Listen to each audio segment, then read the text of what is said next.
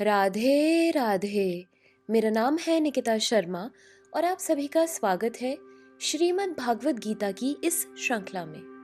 पिछले श्लोकों में हमने समझा कि किस प्रकार श्री कृष्ण अर्जुन को समझाते हैं कि आध्यात्मिक गुरु के पास जाकर सत्य को जाने, श्रद्धा से उससे पूछें और उसकी सेवा करें। ऐसे प्रबुद्ध संत आपको ज्ञान प्रदान कर सकते हैं क्योंकि उन्होंने सत्य को देखा है। तो चलिए आज बढ़ते हैं अगले श्लोकों की ओर।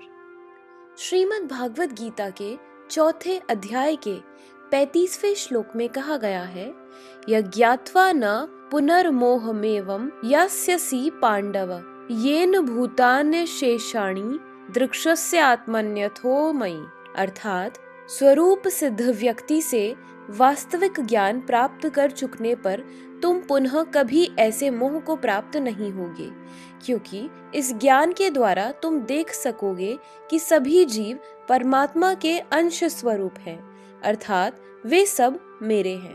स्वरूप सिद्ध व्यक्ति से ज्ञान प्राप्त होने का परिणाम यह होता है कि यह पता चल जाता है कि सारे जीव भगवान श्री कृष्ण के भिन्न अंश हैं। कृष्ण से पृथक अस्तित्व का भाव माया, माँ यानी नहीं और यह मतलब यह कहलाती है। कुछ लोग सोचते हैं कि हमें कृष्ण से क्या लेना देना है, वे तो केवल महान ऐतिहासिक पुरुष हैं और परब्रह्म तो निराकार है। वस्तुतः जैसा कि भगवत गीता में कहा गया है कि यह निराकार ब्रह्म कृष्ण का व्यक्तिगत तेज है। कृष्ण भगवान के रूप में प्रत्येक वस्तु के कारण है। ब्रह्म संहिता में स्पष्ट कहा गया है कि कृष्ण श्री भगवान है और सभी कारणों के कारण है। यहाँ तक कि लाखों अवतार उनके विभिन्न विस्तार ही हैं। इसी प्रकार सारे जीव भी कृष्ण के अंश हैं। मायावादियों को यह मिथ्या धारणा है कि कृष्ण अपने अनेक अंशों में अपने निजी पृथक अस्तित्व को मिटा देते हैं। यह विचार सर्वथा भौतिक है। भौतिक जगत में हमारा अनुभव है कि यदि किसी व्यक्ति का विखंडन किया जाए तो उसका मूल स्वरूप नष्ट हो जाता है, किंतु मायावादी यह नहीं समझ पाते कि परम का अर्थ है कि एक और एक मिलकर एक ही होता है और एक में से एक घटाने पर भी एक बचता है। परब्रह्म का यही स्वरूप है। ब्रह्म विद्या का पर्याप्त ज्ञान न होने के कारण हम माया से आवृत्त हैं, इसीलिए हम अपने को कृष्ण से पृथक समझते हैं।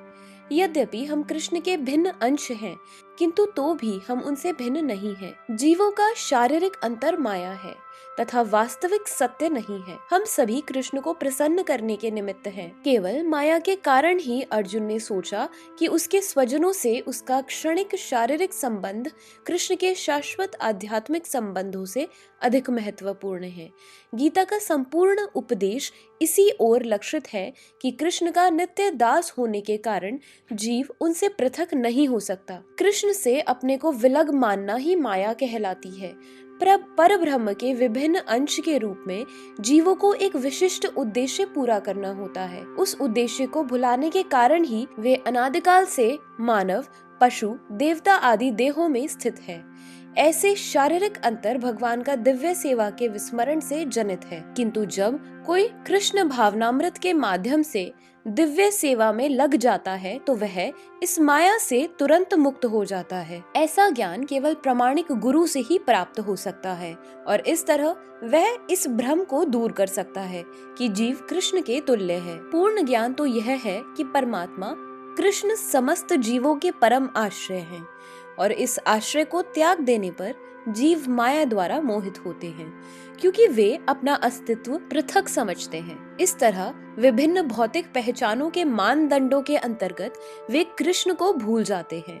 किंतु जब ऐसे मोहग्रस्त जीव कृष्ण भावनामृत में स्थित होते हैं तो यह समझा जाता है कि वे मुक्ति पथ पर हैं, जिसकी पुष्टि भागवत में की गई है। मुक्ति का अर्थ है कृष्ण के नित्य दास रूप में, यानी कृष्ण भावनामृत में अपनी स्वाभाविक स्थिति पर होना। 36वें श्लोक में कहा गया है, अपि चेदसि पापेभ्य सर्वेभ्य पापकृतम सर्व ज्ञान पल्लवैनैव व्रजिनम संतरीष्यसि। अर्थात यदि तुम्हें समस्त पापियों में भी सर्वाधिक पापी समझा जाए तो भी तुम दिव्य ज्ञान रूपी नाव में स्थित होकर दुख सागर को पार करने में समर्थ होगे।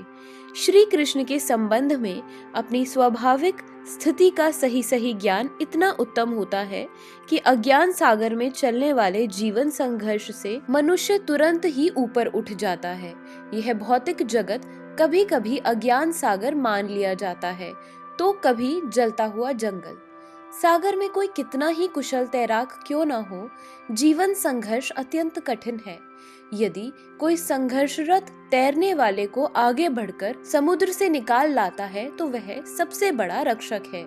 भगवान से प्राप्त पूर्ण ज्ञान मुक्ति का पथ है। कृष्ण भावनामृत की नींव अत्यंत सुगम है, लेकिन उसी के साथ साथ अत्यंत उदात्त भी। चलिए, इसी के साथ हमारे आज के श्लोकों की वीडियो समाप्त होती है। अगर आप सभी लोग श्रीमद् भागवत गीता की इस श्रृंखला में हमारे साथ हैं, तो हमें अपने विचार कमेंट सेक्शन में जरूर बताएं और इस वीडियो को अपने परिवारजनों और मित्रगणों के साथ जरूर शेयर करें। तो चलिए, मिलते हैं अगले श्लोकों के साथ एक नई वीडियो में।